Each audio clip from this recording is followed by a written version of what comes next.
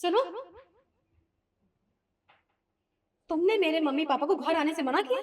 हाँ, तुम्हारे पापा का फोन आया था। कह रहे थे कि हम दोनों तुम्हारे साथ यहीं पर रहेंगे। मैंने मना कर दिया। पर तुम मुझे एक बात बताओ, किससे बात कर रही हो तुम? पापा, मैं अभी आपको कॉल बैक करती हूँ। तुम एक बात बताओ, तुमने मुझसे बिना पूछे मेरे मम्मी पापा को यहाँ आने से मना क्यों किया? अरे तुम पागल हो क्या? वो तुम्हारे पापा का फोन आया था। वो बुड्ढे बुढ़िया पता नहीं क्या कह रहे थे कि उनके बेटे ने उन्हें घर से निकाल दिया, बहू से लड़ाई हो गई है, पता नहीं क्या बोल रहे थे। पहले तो मुझे कुछ समझ नहीं आया। उसके बाद मुझे समझ आया, थोड़ी देर बाद वो ये कह रहे हैं कि वो दोनों वहां पे नहीं रहेंगे, वो दोनों आज से हमारे साथ रहेंगे।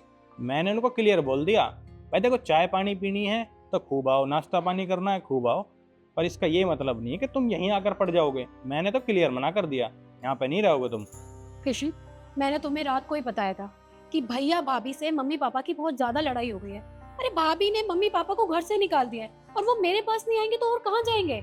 यीशु तुम कैसी बात कर रही हो?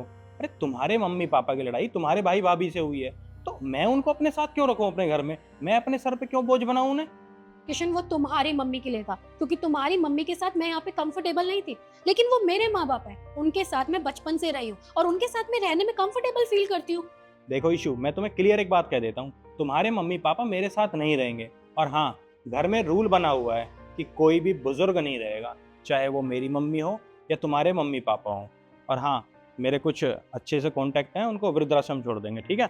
मेरे बूढ़े माँ बाप किसी भी वृद्धाश्रम में नहीं रहेंगे। अभी उनकी बेटी जिंदा है और उन्होंने मुझे इतना कैपेबल बना रखा है कि उन्हें मैं अपने साथ रख सकती हूँ। और इस घर पे ना मेरा भी उतना ही हक है जितना तुम्हारा है, तो मेरे मम्मी पापा इधर ही रहेंगे। अच्छा, तो तुम मेरी मम्मी के साथ कंफर्टेबल नहीं हो और अपने मम्मी पापा के साथ तुम कंफर्टेबल हो? अरे मैं तो अपनी मम्मी के साथ कंफर्टेबल हूँ, मुझे तो मजा आता है, मुझे तो अच्छा लगता है उनके साथ रहना। और तुम्हारी वजह से मैंने अपनी मम्मी को अपने गांव में भेज दिया।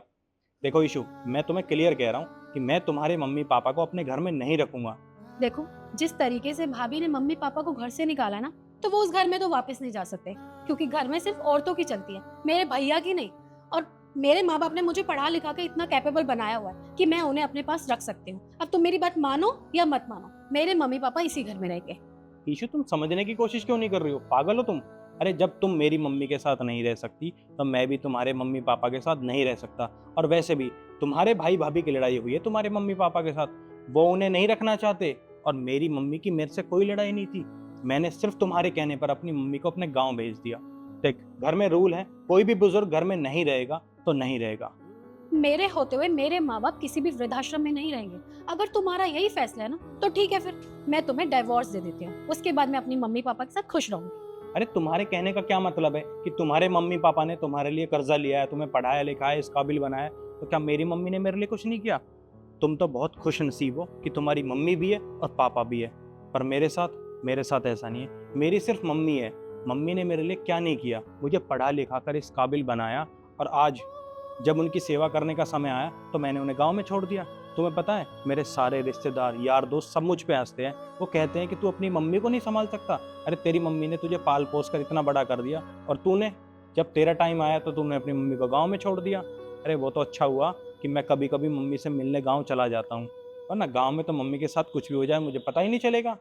ईशु, मैंने फैसला कर लिया है कि तेरे मम्मी पापा हमारे साथ नहीं रहेंगे।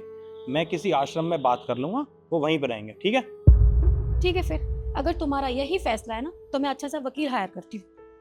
देखो, तुम्हें जो करना है तुम वो करो। यही चीज तुमने पहले भी करी थी जब तुमने मम्मी को घर से बाहर निकाला था, पर मैंने अपने रिश्ते को बचाने के लिए तुम्हारी बात मान ली थी। पर इस बार ऐसा नहीं होगा। तुम्हें जो करना है तुम वो करो। हाँ तो ठीक है, फिर आज ही अच्छा सा वकील हायर करती हूँ और तुम्हें डिवोर्स देती हूँ। शाम तक डिवोर्स पेपर तुम्हें मिल जाएंगे, फिर सोचते रहना बैठ के। हाँ हाँ ठीक है, जाओ, मुझे भी तुम्हारी कोई परवाह नहीं है।